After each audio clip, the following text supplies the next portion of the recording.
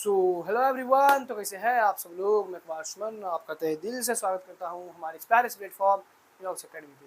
आज हम लोग पढ़ने वाले हैं क्लास 6 का विज्ञान का चैप्टर नंबर 17, जिसमें कि हम लोग बात करेंगे जल के बारे में, यानी कि वाटर के बारे में, जिसे कि इसेंस ऑफ लाइफ कहा जाता है, यानी कि जीवन का सार कहा जाता है। क्यों? क्योंकि बिना जल के हम लोग जीवित नहीं रह सकते, कुछ ही पल जीवित रह सकते हैं, उसके बाद उस व्यक्ति का या फिर पूरे जो भी व्यक्ति है इस पृथ्वी पे उसकी मृत्यु निश्चित है। यानी कि जल के बिना हम लोग कुछ देर ही जीवित रह सकते हैं और उसके बाद ज़्यादा देर हम लोग सर्वाइव नहीं कर सकते। और पृथ्वी का लगभग 3/4 भाग जो होता है वो जल से घिरा होता है।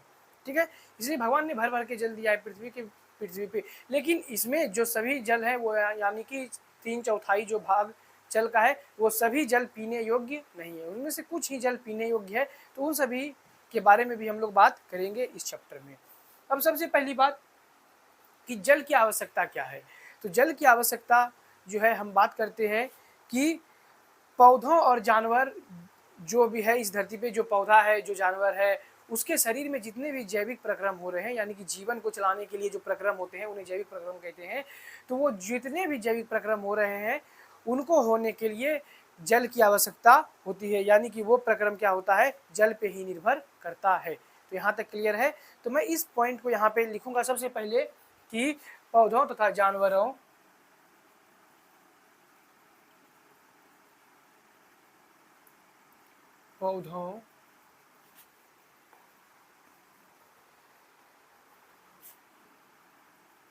पौधों तथा जानवरों में होने वाले जीवन प्रक्रम, जिसे कि इंग्लिश में कहते हैं लाइफ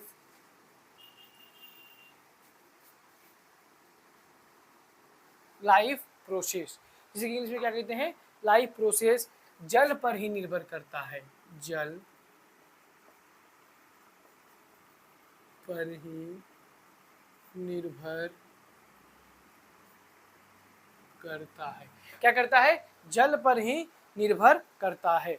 और जल को जो है, जल को कहा जाता है इसेंस ऑफ लाइफ, यानी कि ये क्या है, ये है जीवन का सार। इसे क्या कहा जाता है? जीवन का सार। इसलिए आप लोगों ने भर भर के ये कहावतें सुनी होंगी और इस स्लोगन को लिखा हुआ देखा होगा कि जल है तो जीवन है, जल को बचाएं। तो इस प्रकार के स्लोगन से लोगों में अवेयरनेस आए ताकि वो जल को क्या कर सके, बचा सके, जल को अच्छे कामों के लिए उपयोग कर सके और जितना जरूरी हो उतना ही उसका उपयोग करे।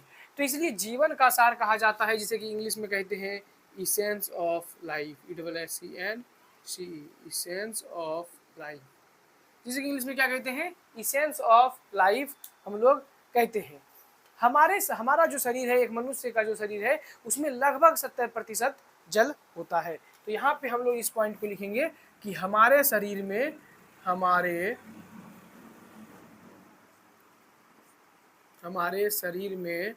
लगभग 70% तथा फल जो होता है और सब्जियां जो होती है उसमें 90 से 95% या उससे भी अधिक जल का मात्रा होता है। तो हमारे शरीर में लगभग 70% तथा फलों व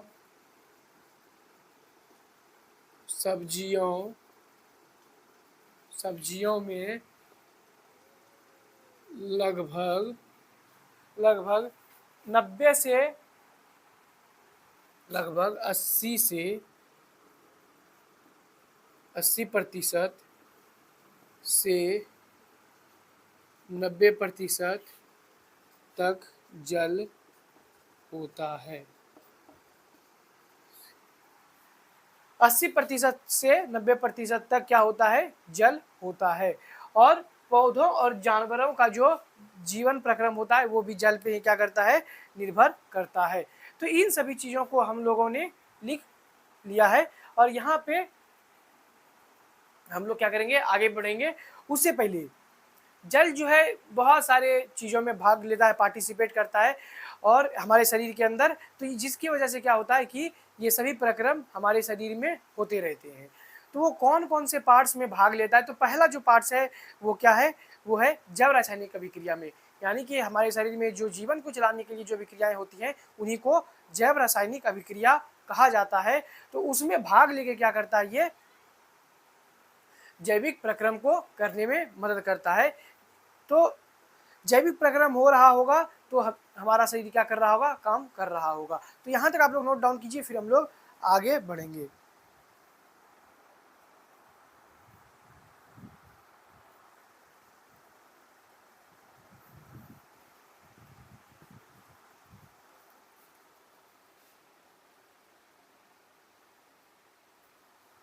ठीक है, तो यहाँ तक आपका नोट डाउन हो चुका होगा। अब मैं सिर्फ इस लाइन को मिटा रहा हूँ, ठीक है।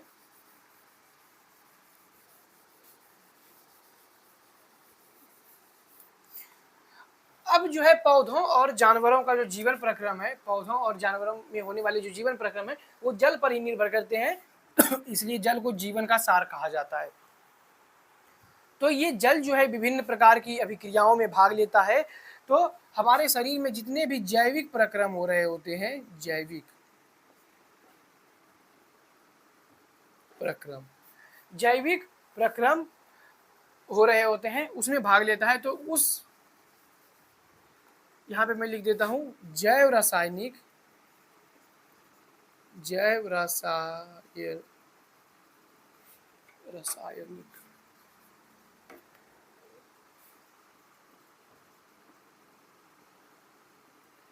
जैव रासायनिक अभिक्रिया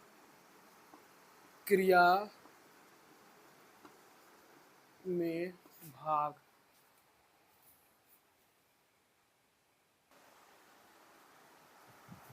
तो ये क्या करता है, जैव रासायनिक अभिक्रिया में भाग लेता है। ठीक है, जैव रासायनिक अभिक्रियाओं में भाग लेता है। और जैव रासायनिक अभिक्रिया होता क्या है, तो सबसे पहले ये जैव रासायनिक अभिक्रिया क्या होता है, यानी कि इसके बारे में हमें समझना पड़ेगा। तो हमारे शरीर में जितने भी जैविक प्रक्रम हो रहे हैं, जो आपको श्वसन देखने को मिल रहा है, जो हम लोग सांस लेते हैं, तो ये श्वसन हो गया, जो हमारे शरीर में जो भोजन हम लोग खाते हैं उसका जो पाचन होता है, ये भी कहीं ना कहीं जैव रासायनिक अभिक्रियाओं के अंदर ही आता है। तो इसी को जैव रासायनिक अभिक्रिया हम लोग कहते हैं। तो जैव रासायनिक अभिक्रिया जो होता है, और पौधों में प्रकाश संश्लेषण, यानी कि पौधों में जब प्रकाश संश्लेषण होता है तो उस प्रकाश संश्लेषण से क्या हो रहा होता है, पौधे अपना भोजन स्वयं बना रहे होते हैं। तो इसी को बोलते हैं कि जैव रासायनिक अभिक्रिया होना। तो जैव रासायनिक अभिक्रियाओं में जल जो है वो पार्टिसिपेट करता है, और जब पार्टिसिपेट करता है तो आगे क्या होता है, तो सबसे पहले हम लोग लिखेंगे कि जैव रासायनिक अभिक्रिया होता क्या है।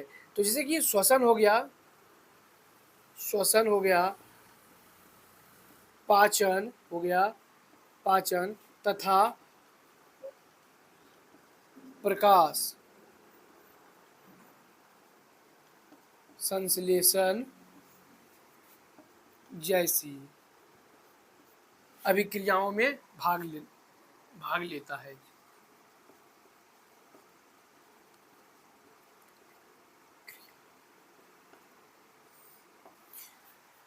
श्वसन, पाचन तथा प्रकाश संश्लेषण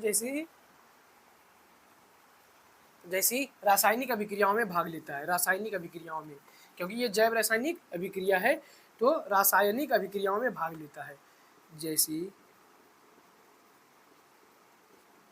रासायनिक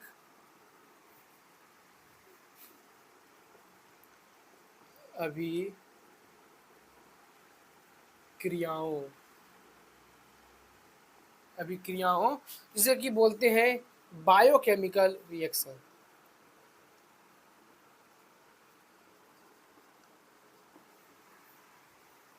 पूरा ही लिख देता हूं मैं, हो सकता है अभी तुम लोगों को समझ में ना आए। रिएक्शन, बायोकेमिकल रिएक्शन, रिएक्शन में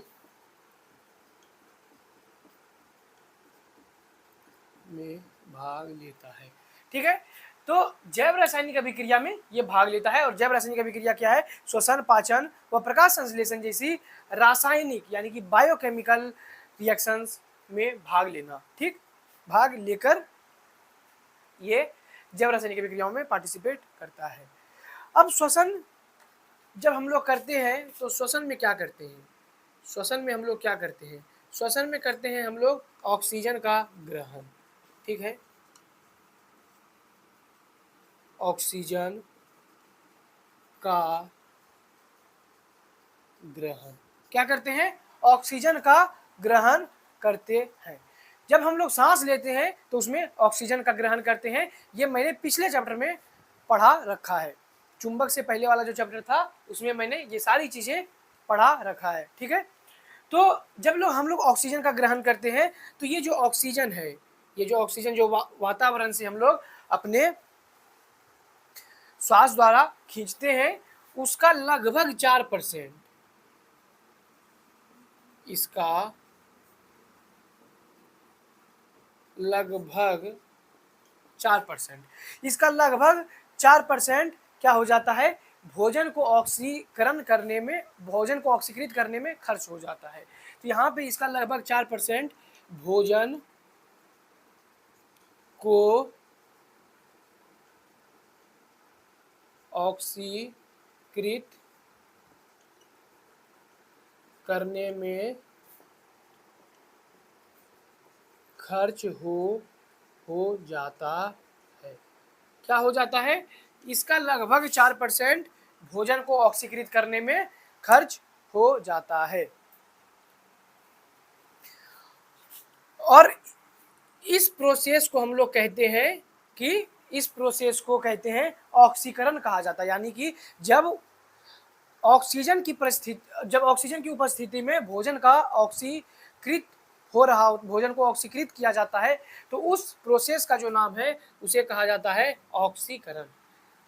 यानी कि भोजन को ऑक्सीकृत करना, उस प्रक्रिया को क्या कहते हैं, ऑक्सीकरण कहा जाता है। तो यहाँ पे लिखेंगे ऑक्सीकरण कहा जाता है, इसे क्या कहा जाता है, ऑक्सीकरण कहा जाता है। तो यहाँ तक आप लोग को समझ में आ चुका होगा।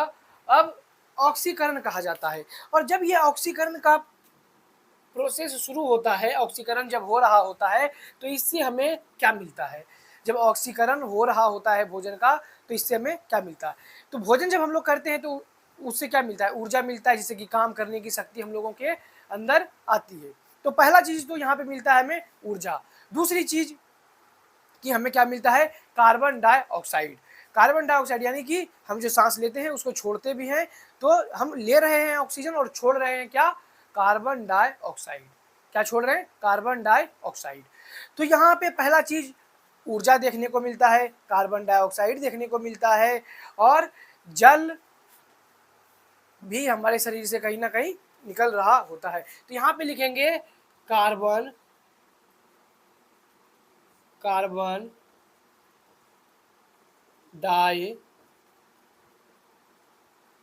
डाइऑक्साइड, कार्बन डाइऑक्साइड जल व ऊर्जा प्राप्त होता है। क्या होता है, कार्बन डाइऑक्साइड जल व ऊर्जा प्राप्त होता है। तो एक बार मैं फिर से इस स्लाइड को समझा रहा हूँ, ध्यान से सुनना। अगर तुम लोगों ने लिख लिया है तो कोई बात नहीं, वरना मैं लिखने का समय दूंगा। यानी कि पौधों और जानवरों के शरीर में जितने भी जैविक प्रक्रम होते हैं, जीवन को चलाने के लिए जो प्रक्रम होते हैं, इसेंस ऑफ लाइफ को करने के लिए जो भी प्रक्रम होते हैं, यानी कि लाइफ प्रोसेस जो होता है, उसको क्या बोला जाता है, वो जल पे निर्भर करता है। ठीक है, जल जो है विभिन्न अभिक्रियाओं में हमारे शरीर में भाग लेता है, और पहला जो अभिक्रिया जिसमें वो भाग लेता है वो है जैव रासायनिक अभिक्रिया।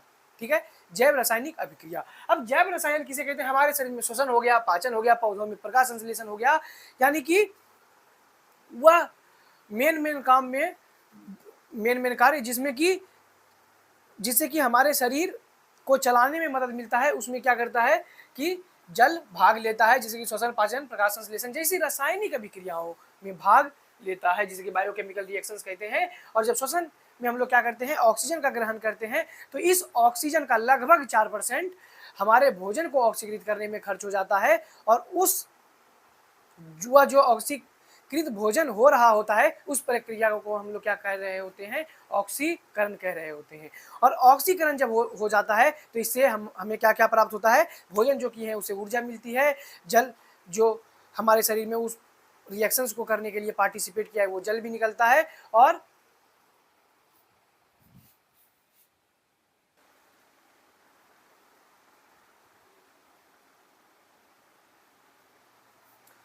तो मैं यही समझा रहा था कि ऑक्सीकरण जब हो रहा होता है तो उससे क्या निकलता है, कार्बन डाइऑक्साइड, ऊर्जा और जल की प्राप्ति हमें होती है। तो यहाँ तक आप लोग नोट डाउन कीजिए। फिर हम लोग आगे बढ़ते हैं और दूसरी वह कौन सी चीज़ है जिसमें जल पार्टिसिपेट करता है, उन सभी चीज़ों को भी हम लोग यहाँ पे लिखने का काम करेंगे। ठीक है, तो एक बार आप लोग इसे नोट डाउन कीजिए। तो चलिए, आपका नोट डाउन हो चुका होगा, साथ साथ आप लोग लिख चुके होंगे। और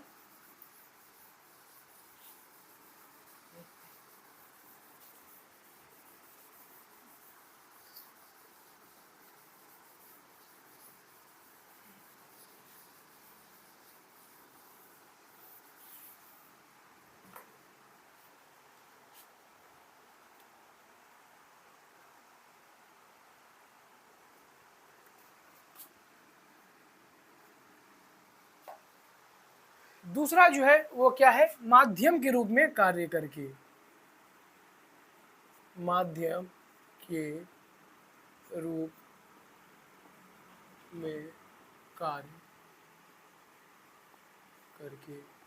तो भैया अब जल माध्यम के रूप में कैसे काम करेगा, जल वो हमारे शरीर में माध्यम के रूप में काम करता है तो कैसे करता है।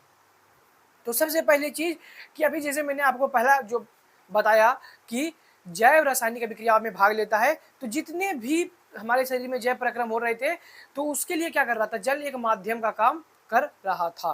तो यहां तक हम लोग लिखेंगे कि शरीर के अंदर शरीर के अंदर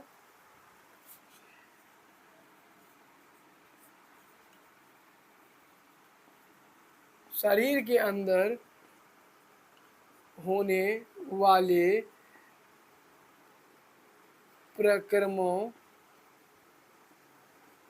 के लिए जल, शरीर के अंदर होने वाले प्रक्रमों के लिए जल एक माध्यम के रूप में कार्य करता है। क्या करता है, जल एक माध्यम के रूप में, जल एक माध्यम के रूप में कार्य करता है। ठीक है, जल एक माध्यम के रूप में कार्य करता है। क्यों, क्योंकि अनेक प्रकार की अभिक्रिया जो होती है वो जलीय विलयन में होती है। तो अनेक अभिक्रिया जो होती है वो क्या होती है, विलयन में होती है। तो यहाँ पे लिखेंगे अनेक अभिक्रिया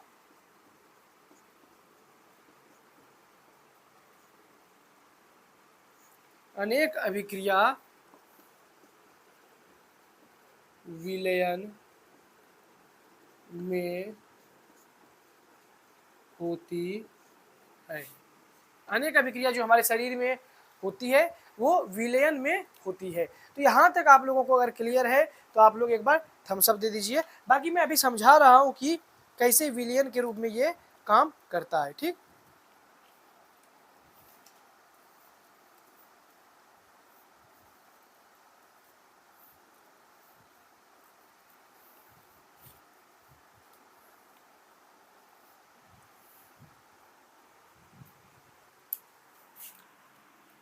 जैसे जैसे मेरा तुमसे कोई, तो जैसे जैसे की बात करूं तो पौधों के अंदर पोषक तत्व एक स्थान से दूसरे स्थान कैसे जाते हैं, पौधों के अंदर पोषक तत्व एक स्थान से दूसरे स्थान विलयन के रूप में ही जाते हैं। ठीक है, तो यहाँ पे जल क्या कर रहा है, एक विलयन के रूप में काम कर रहा है। दूसरा चीज कि हमारा जो खून है वो क्या है, वो भी विलयन ही है, यानी कि खून में जल का उपस्थित होना, तो यहाँ पे जल एक विलयन के रूप में काम कर रहा है।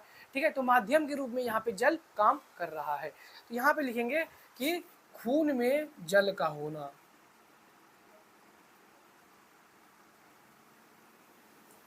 खून में जल का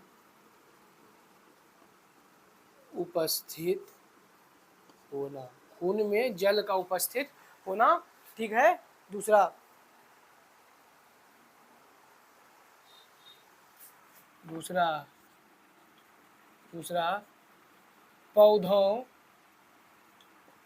में पोषक तत्व, पौधों में पोषक तत्व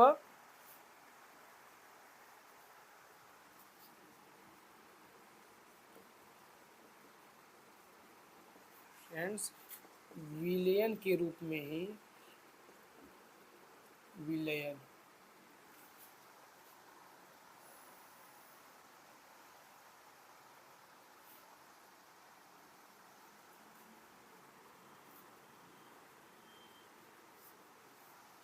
पौधों में पोषक तत्व विलयन के रूप में ही एक भाग से दूसरे भाग में जाता है, ठीक है। तो पौधों में पोषक तत्व जो जाता है एक भाग से दूसरे भाग, वो विलयन के रूप में ही जा रहा होता है। तो यहाँ तक क्लियर है। तीसरा जो है जिसमें कि जल भाग लेता है वो है शीतलक के रूप में। किस रूप में? शीतलक के रूप में।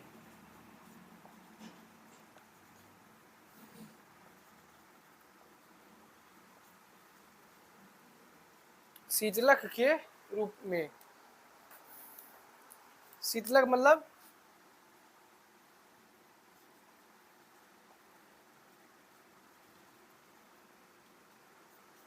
शीतलक मतलब ठंडा करना। अब मैं समझा रहा हूँ। जब कभी गर्मी के दिनों में हम लोग काम करके बाहर से आ रहे होते हैं, ठीक है, तो हमारे शरीर पे धूप में जब जाते हैं तो पसीना आता है, ठीक है। जब हम लोग धूप से अंदर आते हैं, छाँव में आते हैं, तो क्या हो जाता है, वो पसीना जब हवा चल रहा होता है तो वो पसीना क्या होता है, धीरे धीरे ठंडा लगने लगता है और लगता है बहुत सुकून उस टाइम फील होता है, ठीक है। तो उसी टाइम हमारे शरीर का ऊपरी जो सतह है उस पर पसीना जब हो रहा होता है और उस पर जब हवा का कांटेक्ट आता है तो वो ठंडा कर देता है उसे और हमें ठंडा प्रतीत होता है।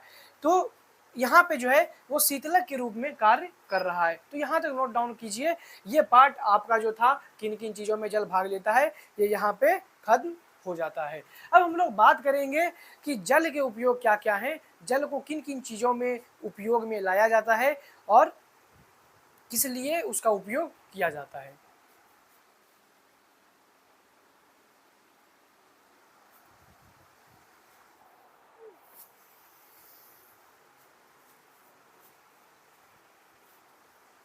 तो चलिए, हो गया होगा आपका।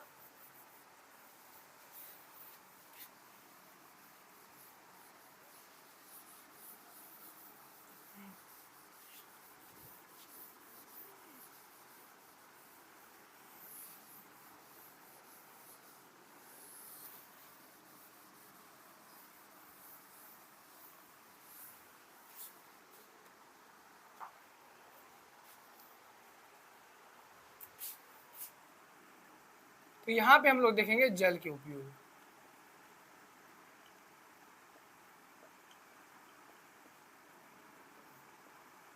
जल के उपयोग, तो जल के विभिन्न प्रकार के उपयोग हैं। आज हम लोग घरों में उपयोग करते हैं, कारखानों में उपयोग किया जाता है और इसका उपयोग कृषि के लिए भी किया जाता है। तो जल का उपयोग जो है वो पहला जो उपयोग है घरेलू उपयोग।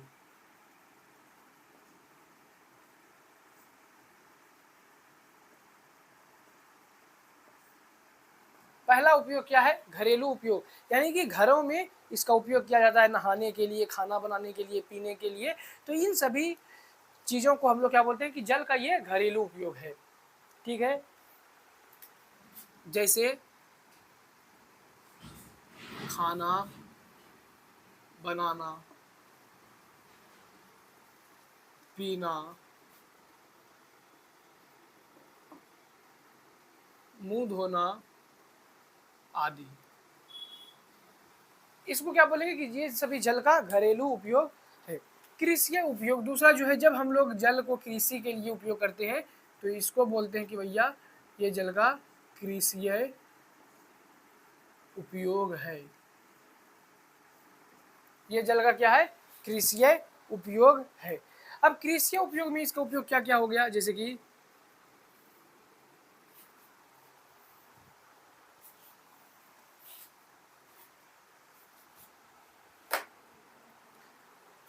कि हम लोग फसलों में क्या करते हैं, जल को जल की जब सिंचाई करते हैं तो यानी कि जब फसल हम लोग लगाते हैं और वो खेत सूख जाता है तो जल की सिंचाई करते हैं। तो जब जल की सिंचाई करते हैं तो उससे फसलों को क्या फ़ायदा होता है, वो प्रकाश संश्लेषण अच्छे से कर पाता है। प्रकाश संश्लेषण अच्छे से कर पाता है। ठीक है, प्रकाश संश्लेषण अच्छे से कर पाता है। और दूसरी चीज़ कि जल में जब नमी रहता है तो उसके जड़ को अच्छे तरीके से जल मिल पाता है। तो खनिज और लवण जो होते हैं, खनिज का अवशोषण अच्छे से कर पाता है, तो यहाँ तक आप लोगों को ये सभी चीज़ें क्लियर अगर हो गई हैं तो आप लोग एक बार थम्स अप दे दीजिएगा। और फिर हम लोग तीसरा उपयोग इसका देखते हैं कि क्या है, कि औद्योगिक उपयोग इसका क्या है।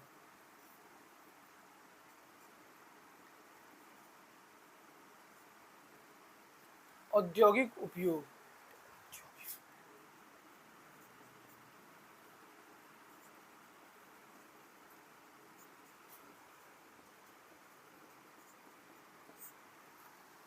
औद्योगिक उपयोग यानी जल को जब इंडस्ट्रीज वगैरह में यूज किया जाता है तो उसको बोलते हैं कि ये है जल का औद्योगिक उपयोग। अब औद्योगिक उपयोग क्या क्या हो गया, तो जल को विलायक के रूप में उद्योग में उपयोग किया जाता है। तो यहाँ पे लिखेंगे विलायक के रूप में, विलायक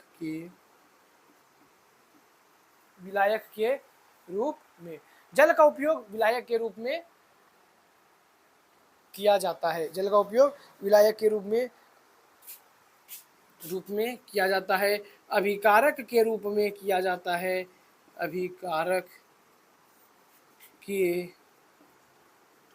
रूप में किया जाता है। शीतलक, ठंडा करने के लिए शीतलक के रूप में किया जाता है।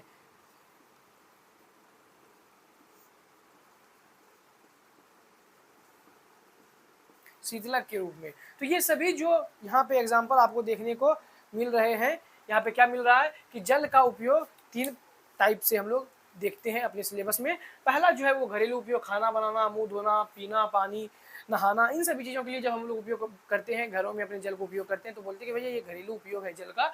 दूसरा चीज़, जब हम लोग कृषि यानी कि फसलों की सिंचाई करते हैं तो उससे क्या होता है, पौधे अच्छे तरीके से प्रकाश संश्लेषण कर पाता है, अच्छे तरीके से खनिज और लवण को अवशोषित कर पाता है, उसको कृषि उपयोग बोलते हैं जल का। जब इंडस्ट्रीज वगैरह में जल का उपयोग होता है तो उसे औद्योगिक उपयोग बोलते हैं, और वहाँ पे विलायक के रूप में उसका उपयोग हो सकता है, अभिकारक के रूप में, और उसका उपयोग हो सकता है शीतलक के रूप में।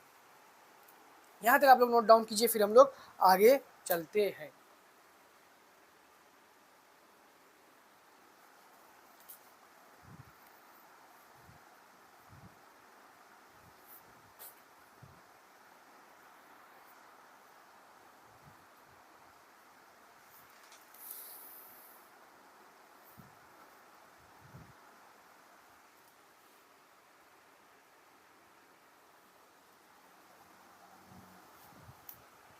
तो यहाँ तक आपका हो गया है।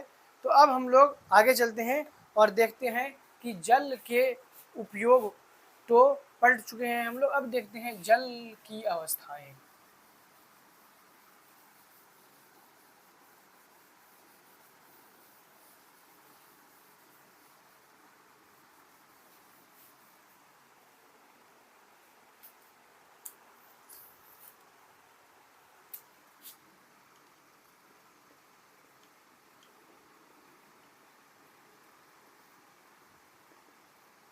जल की अवस्थाएं, तो जल किन किन अवस्थाओं में हमें देखने को मिलता है, तो जल जो है वो हमें तीनों अवस्थाओं में देखने को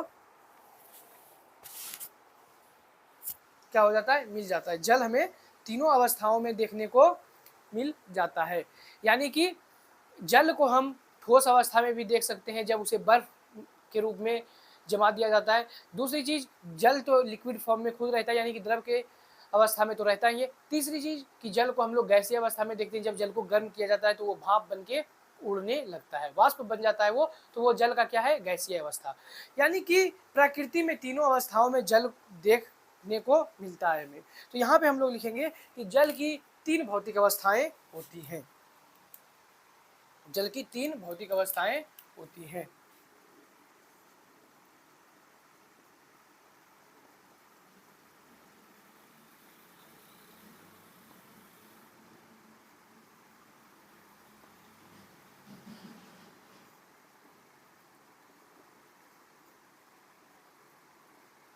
जल की 3 भौतिक अवस्थाएं होती हैं।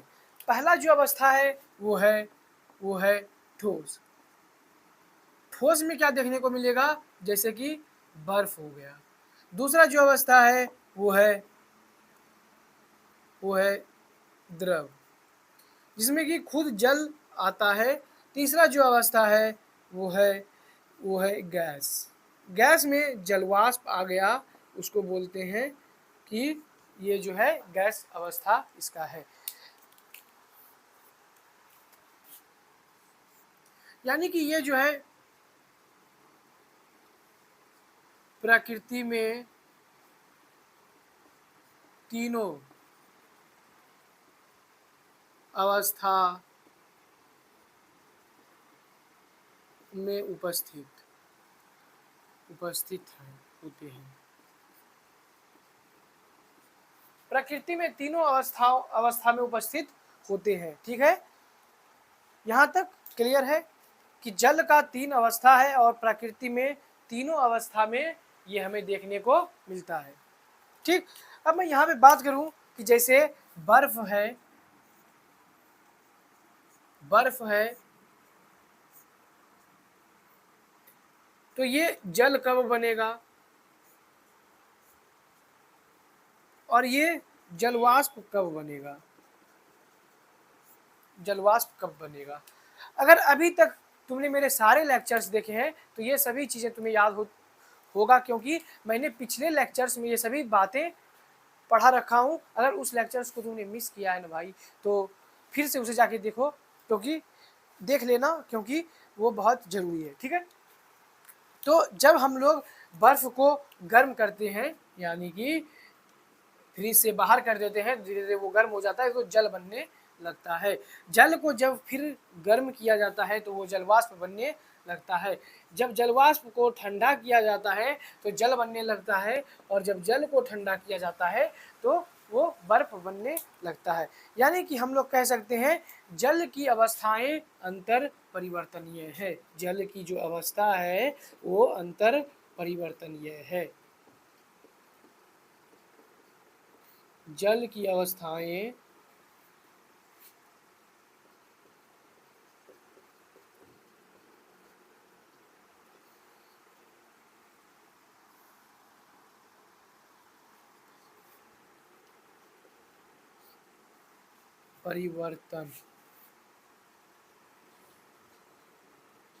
परिवर्तनीय है, अंतर परिवर्तनीय है। जल की जो अवस्था है वो अंतर परिवर्तनीय है। ठीक है, जल की अवस्था कैसी है, अंतर परिवर्तनीय है। तो यहाँ तक आप लोग नोट डाउन कीजिए। फिर हम लोग देखते हैं कि जल का जो वाष्पन है, जल जब वाष्प बनता है और उसका जो संघनन है वो क्या होता है, उसके बाद ये चैप्टर हमारा एंड हो जाएगा, हमारी तरफ से खत्म हो जाएगा। जल का स्रोत देखेंगे, जल चक्र देखेंगे, उसके बाद जल को इकट्ठा करने के तरीके, फिर ये चैप्टर को एंड कर देंगे हम लोग। तो यहाँ तक आप लोग नोट डाउन कीजिए, फिर हम लोग आगे बढ़ते हैं।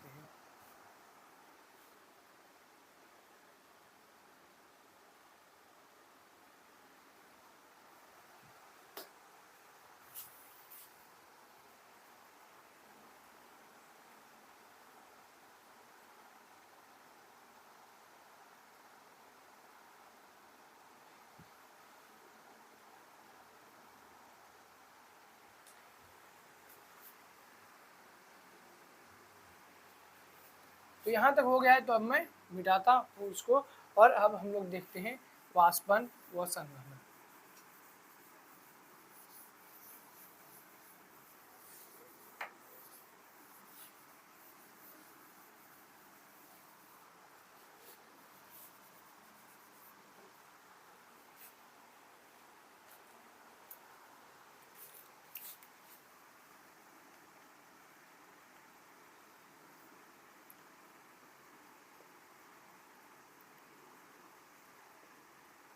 वाष्पन व संघनन। सबसे पहली बात कि वाष्पन क्या है।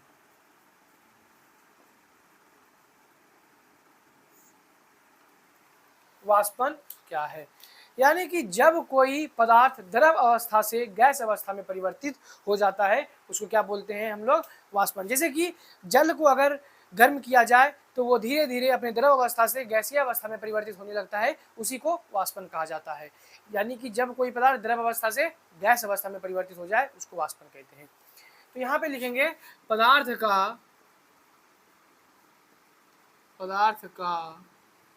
द्रव अवस्था से गैस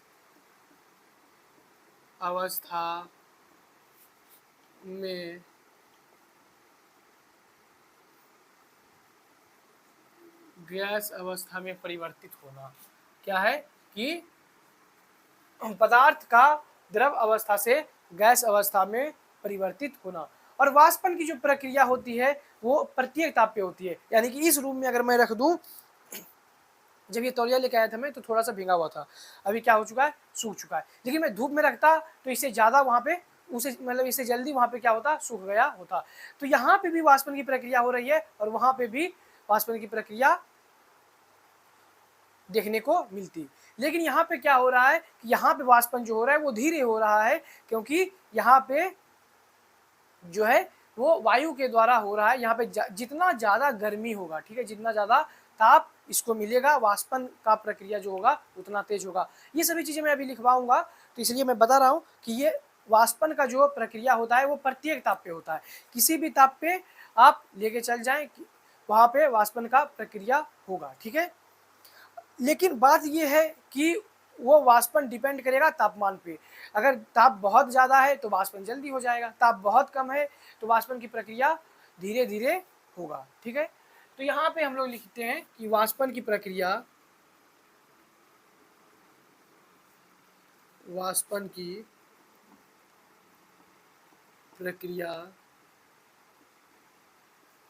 प्रत्येक ताप पर होती है। वाष्पन की प्रक्रिया क्या होता है, प्रत्येक ताप पर होता है, ठीक है। अब यहाँ पे दूसरा पॉइंट ये है कि द्रव जितना अधिक गर्म होगा उसका वाष्पन क्या होगा, वाष्पन उतना ही तेज होगा, ठीक है। वाष्पन क्या होगा, उतना ही तेज होगा। यानी कि जब कोई द्रव को जितना अधिक गर्म किया जाता है उसका वाष्पन उतना ही तेज होता है। तीसरा पॉइंट क्या है, तीसरा पॉइंट है कि सतह का विस्तार जितना अधिक होगा, सतह का विस्तार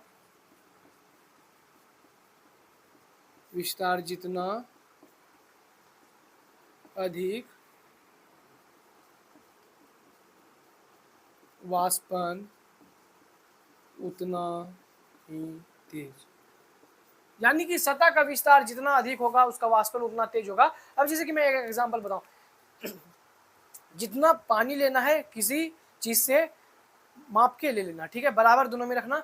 एक को देना एक थाली में, ठीक है, एक प्लेट में उतना ही जल लेना, और एक उतना ही जल किसी कप में लेना, ठीक है। एक कप जल एक प्लेट थाली में देना और एक कप जल को कप में रखना और उसको छत पे रख देना। अभी गर्मी का समय है और तुम ऑब्जर्व करोगे कि प्लेट जो था वो जल्दी उसका जल वाष्प बन के उड़ गया और उसमें से जल खत्म हो गया। क्यों? क्योंकि उसका सतह जो है वो ज़्यादा विस्तार है, उस ज़्यादा वहाँ से वाष्प बन रहे हैं, और कप का जो है मुंह इतना सा है तो उसे उतना ही वाष्प बन के उड़ पा रहा है, और प्लेट इतना जितना बड़ा था तो उससे पूरे से वो क्या हो रहा था, जलवाष्प बन के निकल पा रहा था, ठीक है। तो इसलिए सतह क्या करता है, मैटर करता है कि सतह का विस्तार जितना अधिक वाष्पन उतना तेज होगा। कोई द्रव जितना गर्म होगा उसका वाष्पन उतना ही तेज देखने को मिलता है। यहाँ तक नोट डाउन कीजिए, फिर हम लोग क्या करेंगे, आगे बढ़ेंगे।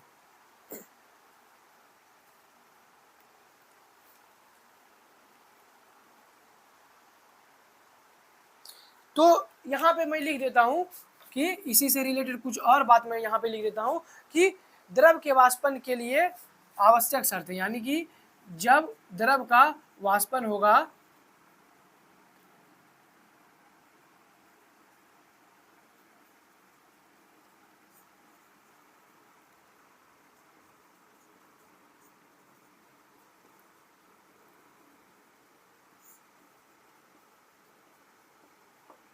द्रव के वाष्पन के लिए आवश्यक शर्तें, तो वो शर्तें कौन कौन सी है?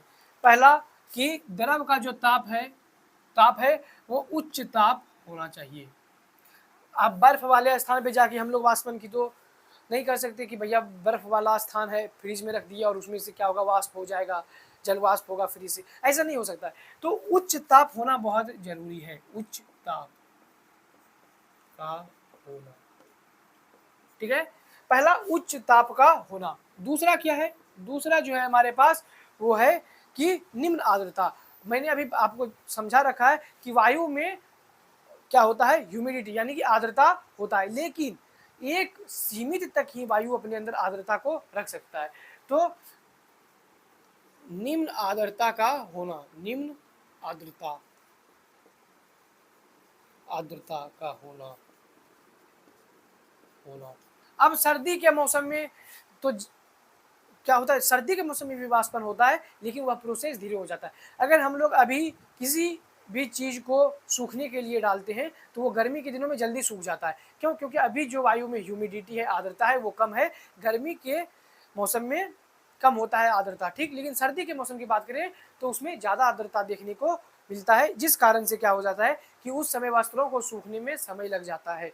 तो यहाँ तक उच्च ताप का होना, निम्न आर्द्रता का होना, निम्न आर्द्रता का होना यानी कि आर्द्रता जितना कम होगा वाष्पन उतना ही तेज होगा। यहाँ पे उल्टा उल्टा हो रहा है, ताप जितना अधिक होगा वाष्पन उतना ही तेज होगा, ताप जितना कम होगा वाष्पन उतना ही धीरे होगा। लेकिन आर्द्रता जितना अधिक होगा वाष्पन उतना धीरे होगा, और आर्द्रता जितना कम होगा वाष्पन उतना ही तेज देखने को मिलेगा, ठीक है।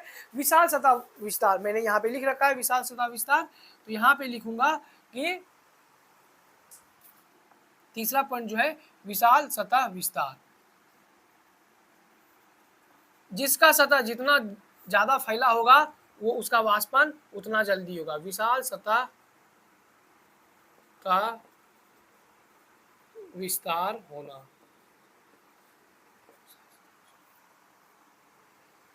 विशाल सतह विस्तार होना।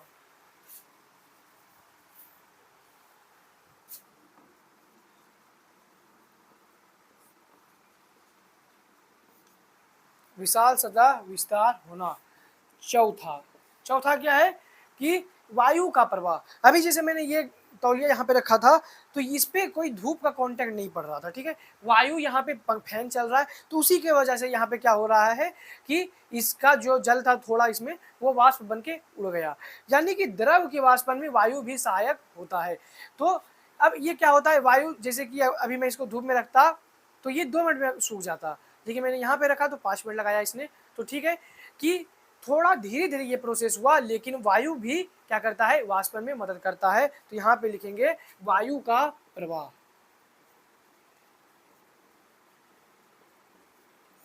वायु का प्रवाह।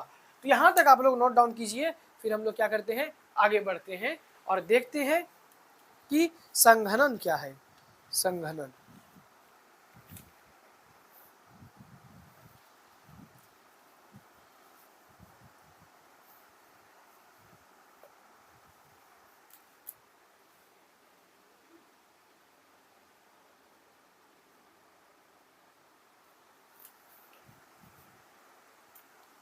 संघनन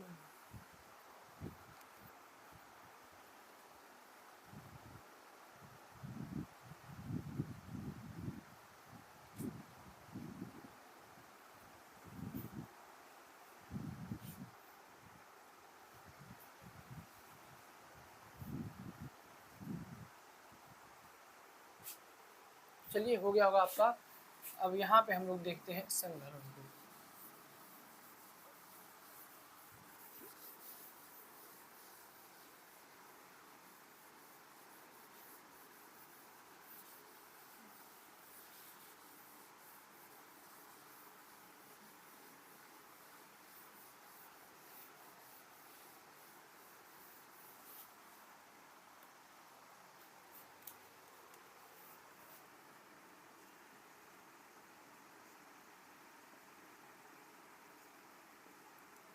अब ये संघनन क्या है, यानी कि जब कोई पदार्थ, यानी कि कोई पदार्थ क्या, जब गैसीय पदार्थ क्या हो जाता है, जब गैसीय पदार्थ द्रव अवस्था में परिवर्तित हो जाता है तो उसी को संघनन बोलते हैं हम लोग। पदार्थ का गैसीय अवस्था से द्रव अवस्था में परिवर्तन होना, उसको क्या कहा जाता है, उसको कहा जाता है संघनन। तो यहाँ पे लिखेंगे पदार्थ का गैसीय अवस्था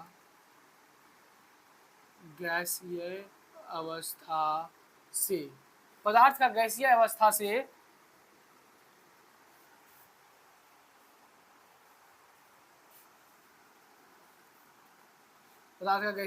से द्रव अवस्था में परिवर्तित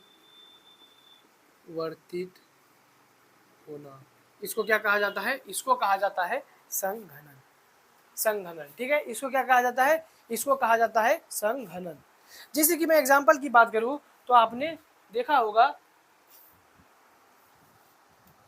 होगा कि जब आप किसी भी ग्लास में ठंडे जल को डालते हैं या फिर स्प्राइट, कोको कोला, माजा जो भी जब पीते हैं या फिर बर्फ को ही डालते हैं, तो उस ग्लास के बाहर पहले कुछ नहीं था डालने से पहले, लेकिन जब उसमें ठंडा पदार्थ डाला गया तो ग्लास के बाहर क्या हो जाता है, जल की बूंदें देखने को मिलती है, लेकिन आपने डाला तो अंदर में था। तो यहाँ पे ग्लास के बाहर वो बूंदें कहाँ से आया, तभी मैंने आपको जस्ट बताया था कि वायु के अंदर जलवाष्प होता है लेकिन एक सीमा तक। तो वही गैसीय अवस्था जो था, गैसीय अवस्था में जो जलवाष्प वायु में घुल रहा था, वो जैसे ही ठंडे चीज के कांटेक्ट में आया, ठंडे ग्लास के कांटेक्ट में आया, वो क्या हो गया, ठंडा हो गया, जलवाष्प जो था वो जल में परिवर्तित हो गया, यानी कि वो गैस में जो तैर रहा था जलवाष्प, वो जल की बूंदों में उसका परिवर्तन हो गया। तो यहाँ पे लिखेंगे, जैसे मैं एग्जांपल दे देता हूँ ताकि भूलो नहीं कभी मेरे भाई। जैसे ठंडे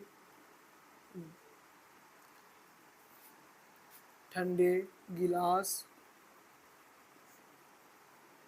के बाहर जल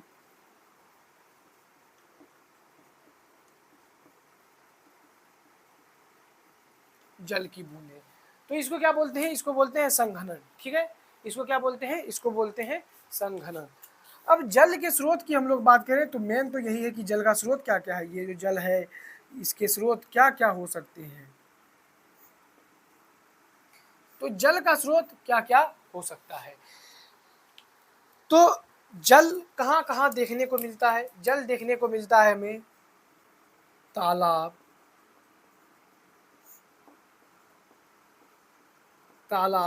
झरना,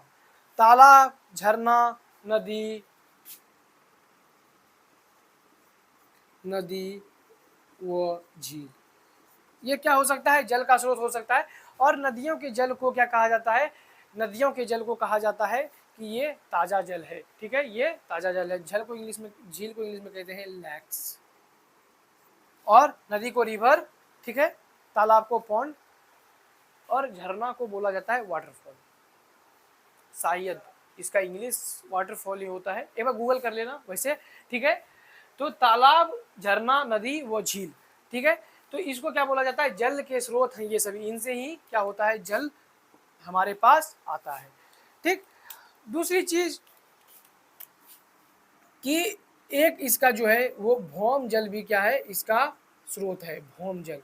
अब भैया भौम जल क्या हो गया, भौम जल किसे कहते हैं, भौम जल किसे कहते हैं, भौम जल क्या, जो जल भोंदू होता है उसको भौम जल कहते हैं, नहीं, ये वो भोंदू नहीं है प्राणी, ये भौम जल उसको कहते हैं कि जो भूमि के अंदर जल है, जैसे कि हैंड पंप हम लोग लगाते हैं, मोटर हम लोग लगाते हैं पानी को निकालने के लिए, तो धरती के अंदर विशाल पानी का भंडार है, जो कि विशाल पानी का भंडार है मतलब कि सीमित ही है, तो उसको अच्छे तरीके से खर्च करना चाहिए, सोच समझ के खर्च करना चाहिए।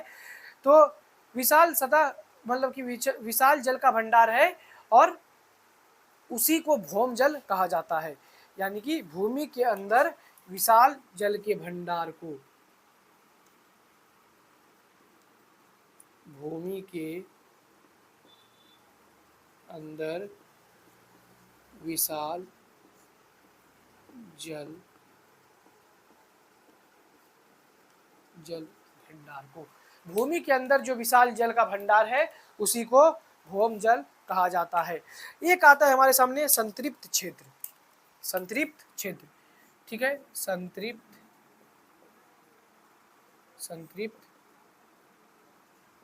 क्षेत्र। अब ये क्या है, संतृप्त क्षेत्र क्या है? तो संतृप्त क्षेत्र वह क्षेत्र जिसमें क्या होता है, जल संचित होता है, उसको क्या बोलते हैं, संतृप्त क्षेत्र बोलते हैं। यानी कि जिस क्षेत्र में जल का संचित होना दिखे, जिस क्षेत्र में जल को संचित किया जाता है उसको बोलते हैं संतृप्त क्षेत्र। क्या बोलते हैं, संतृप्त क्षेत्र।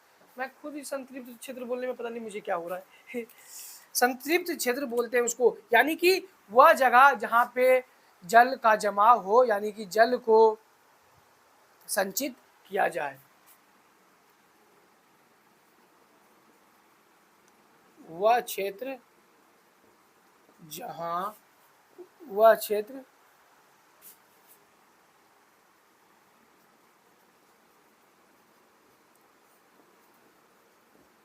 जहाँ जल संचित होता है। क्लियर है?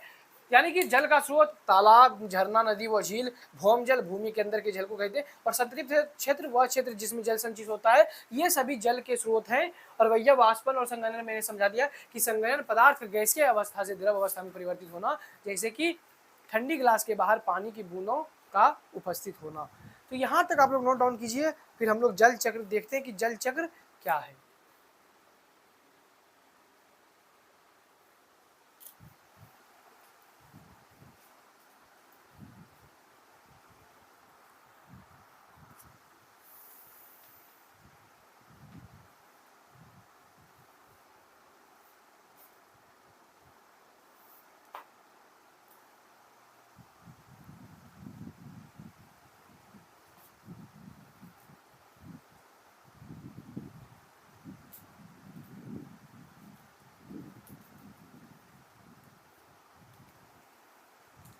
तो यहाँ तक चलिए आपका हो गया होगा। अब हम लोग आगे बढ़ते हैं।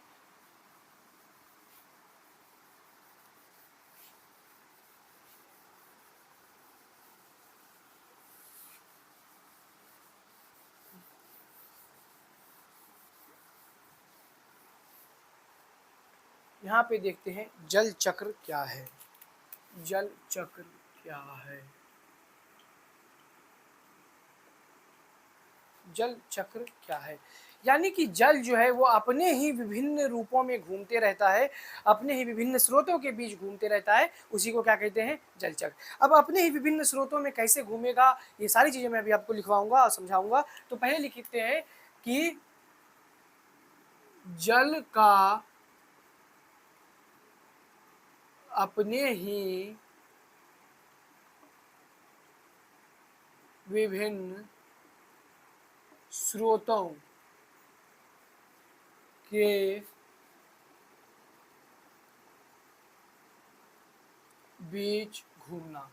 जल का अपने ही विभिन्न स्रोतों के बीच घूमना, उसी को क्या कहते हैं, उसी को कहते हैं जल चक्र, वाटर साइकिल। उसी को क्या कहते हैं, जल चक्र, वाटर साइकिल कहते हैं। जैसे कि बादल है, ठीक है, बादल से क्या होगा,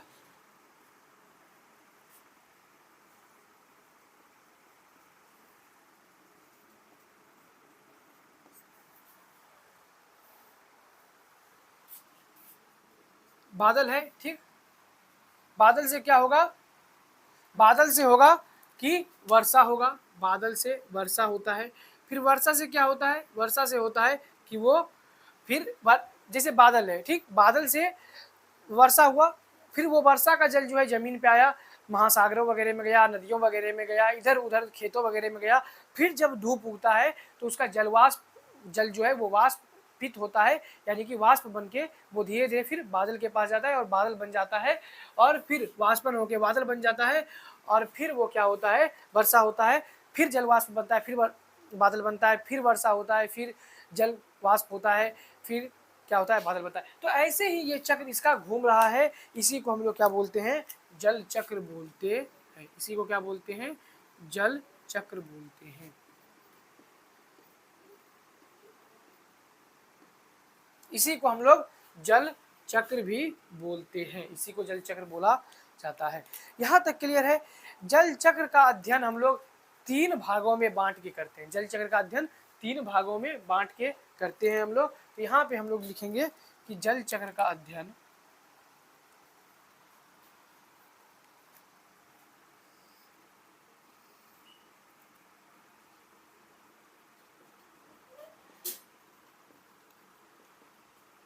जल चक्र, इसी को बोला जाता है जल चक्र।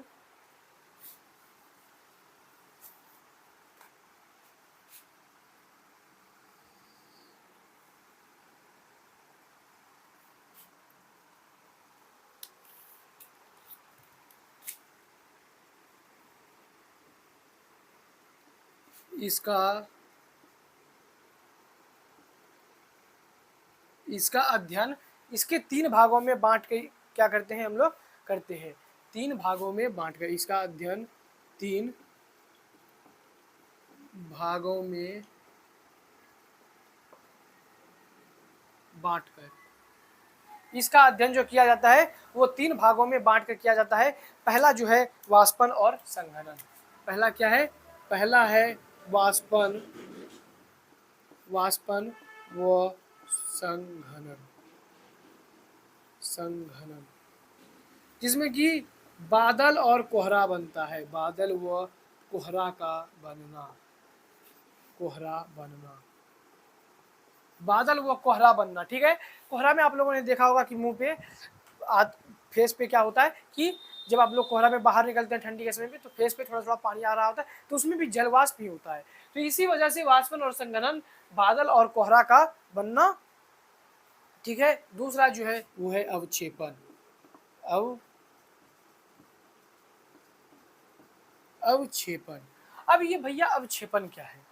अवक्षेपण वायुमंडल से जल का पृथ्वी पर द्रव या फिर ठोस रूप में गिरना। अब ये ठोस रूप में कैसे गिर सकता है? जब कभी बारिश होता है तो वो जो बादल में जो जल था वो धरती पे गिरता है, या तो वर्षा होती है तो नॉर्मल वर्षा होता है तो वो द्रव रूप में गिर रहा होता है। लेकिन जब कभी क्या होते हैं, पत्थर बन के वो गिरता है, यानी कि ओले भी शायद उसी को बोलते हैं, ओले बन के वो गिरता है, पत्थर बन के वो गिरता है, तो आइस क्यूब्स के फॉर्म में जब वो गिरता है तो उसी को क्या बोलते हैं कि अवक्षेपण बोला जाता है। यानी कि पृथ्वी पे जल का गिरना, द्रव या फिर ठोस फॉर्म में वायुमंडल से जल का पृथ्वी पर गिरना। तो यहाँ पे लिखेंगे वायुमंडल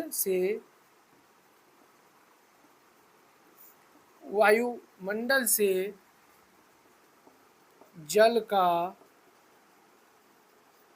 पृथ्वी पर ठोस व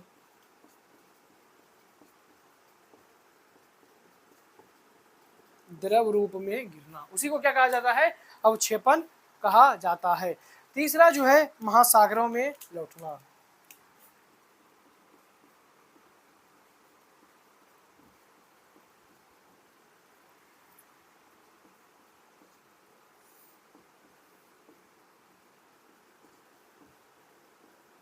महासागरों में लौटना, और ये महासागर में कब लौटती हैं? जब बारिश हो रहा होता है, बारिश के द्वारा ये महासागर में लौटती है, बारिश के द्वारा। तो यहाँ तक अगर आपका क्लियर हो गया है तो आप लोग एक बार थम्स अप दे दीजिएगा कमेंट सेक्शन में, और लिख भी दीजिएगा ताकि मुझे समझ में आ जाए कि आप लोगों को समझ में आ चुका है।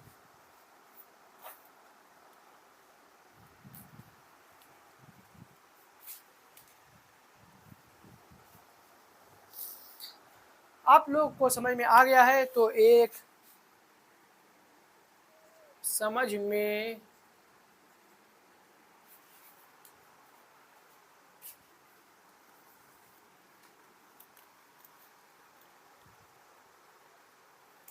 अगर क्लियर हो गया है, समझ आ गया है, तो आपको क्या करना है? आपको करना है एक दिल बना के लिख देना है सी बी। सी बी मतलब सी बी मतलब सी बी मतलब क्लियर भैया। सी बी मतलब क्लियर भैया। ठीक है, दिल बना के आप लोग एक बार सी बी लिख दीजिएगा तो मैं समझ जाऊंगा कि आप लोगों को क्लियर हो चुका है। सी बी आप लोग एक बार क्लियर भैया लिख दीजिएगा ताकि मैं समझ में आ जाए। ये कि कोई भी ज़रूरी नहीं है इस टॉपिक के लिए, ये बस हमारे और आपके बीच की बातें हैं इसीलिए। तो यहाँ तक आप लोगों ने नोट डाउन कर लिया है तो फटाफट फटाफट अब मैं कुछ बातें बताना चाहता हूँ कि वर्षा जल का संग्रहण क्या होता है। जब भी वर्षा जल को संग्रहित किया जाता है तो उसको बोलते हैं वर्षा जल का संग्रहण करना, यानी कि harvesting of rain water. Rain water harvesting उसे कहा जाता है। ठीक है, वर्षा जल को संग्रहित करना वर्षा जल का संग्रहण कहलाता है, रेन वाटर हार्वेस्टिंग कहलाता है। यहाँ तक क्लियर है? यहाँ तक क्लियर है आप लोग को? फटाफट बताइए।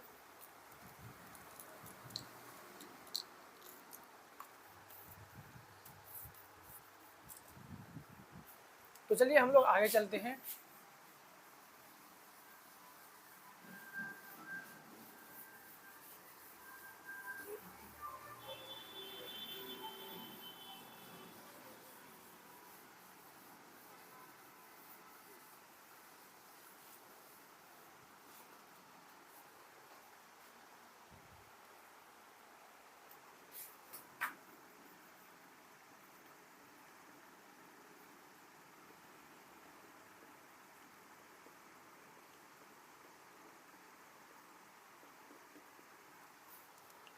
वर्षा जल का संग्रहण,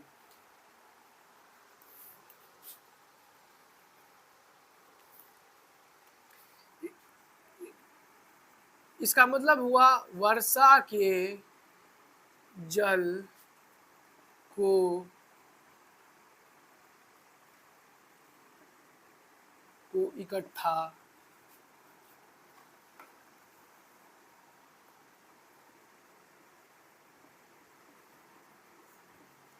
इकट्ठा करना।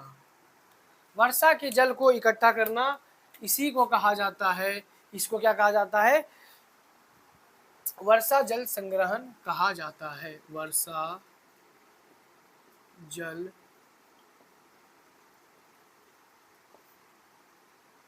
जल संग्रहण।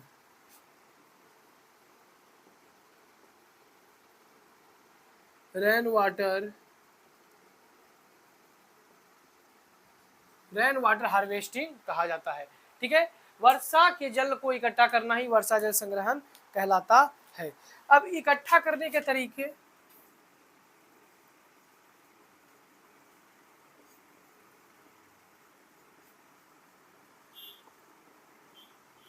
बस एक दो ही तरीका है। ठीक है, जगह जगह पे डिपेंड करता है। पहला जो तरीका है वो है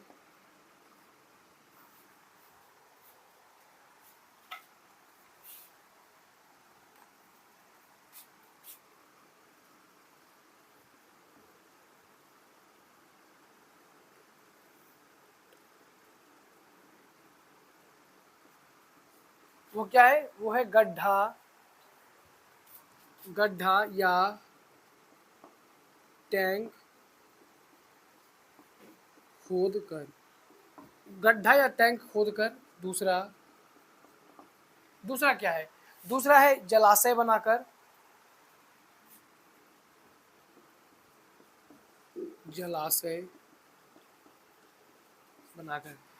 यानी कि निचले इलाके जो होते हैं उसमें गड्ढा या टैंक खोद दो तो स्लोपिंग के माध्यम से उसमें क्या हो जाएगा? वर्षा जल संग्रहित हो जाएगा।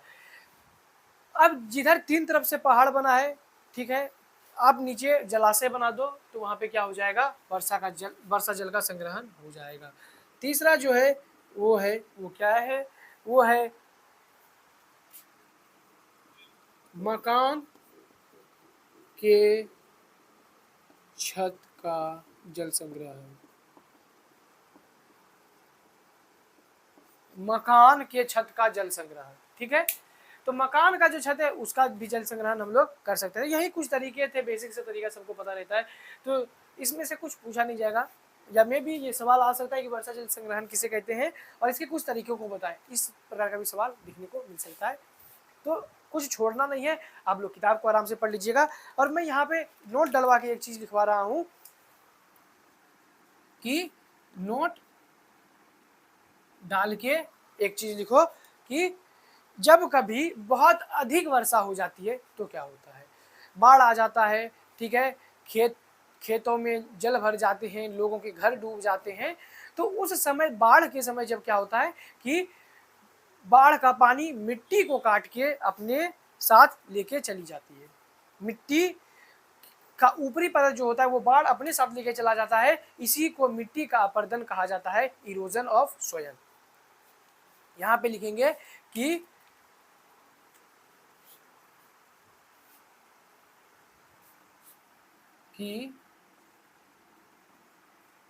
बाढ़ मिट्टी के ऊपरी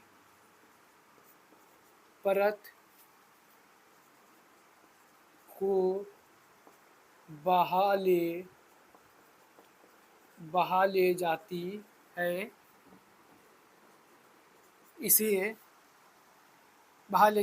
इसे मिट्टी का अपरदन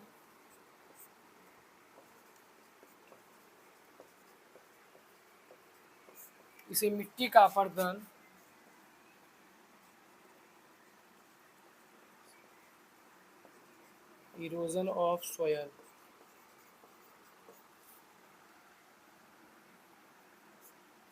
कहा जाता है। इसे मिट्टी का अपरदन इरोजन ऑफ सोयल कहा जाता है। और यह जो मिट्टी का अपरदन है, इसको रोकने का काम कौन करते हैं? पेड़ पौधे इसे रोकने का काम करते हैं। पेड़ पौधे इसे रोकते हैं।